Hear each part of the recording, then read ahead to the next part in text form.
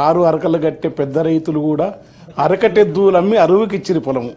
పేడ ఎరువు లేక భూమి సారం పోయి చూడ సక్కని నేల 3 వారిపాయ్. తేమ ఉండు దగ్గిన భూముల్లో సీమ కంపలు మెరుగెరా. వయ్యారి బామొచ్చి వరి మల్లె మొలిసింది. లొట్ట పీసు చెట్లు గెట్టున పెరిగినవి. తరి పొలము దగ్గింది బెరి కలము మిగిలింది. సెలకంత మొరమయ్యి గొలుకు గొలుకయ్యింది.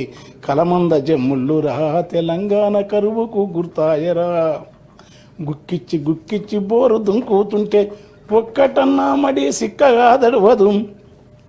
వంకాయ తోటేసి నొట్టి పోయిందిరా.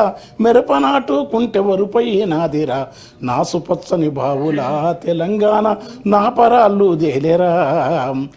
కంటె కానుపు కొరకు సస్తె బొంద కొరకు ఉలస పోయిన జనము వచ్చిపోతుంటారు. సావు పుట్టుకల మధ్య తప్పని పెళ్లికి ఇండ్ల సున్నాలేసి ఎగురంగ చేసేరు. పెళ్లి వెళ్ళిన నెలకురా ఇండ్లన్నీ పెంట కుప్పాలైతవి. దగ్గు దమ్ము టీబీ కక్కుడా బేదులతో 30 ఏండ్లక ఈడ ముసలితనమొస్తాది. నెలకు 3కు పైగా పీనుగలు లేవంగా పల్లె చుట్టూ పాడే కట్టెలు బూడిదాయే. ఇల్లుళ్ళు శోకాలతో తెలంగాణ తెల్లారిపోతుందిరా.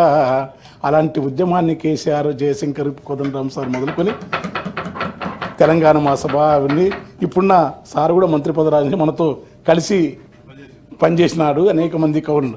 అది వచ్చిన తర్వాత ఆ రైతాంగం ఏ తీరుగా అంటే మొక్కొస్తుంది కాదు.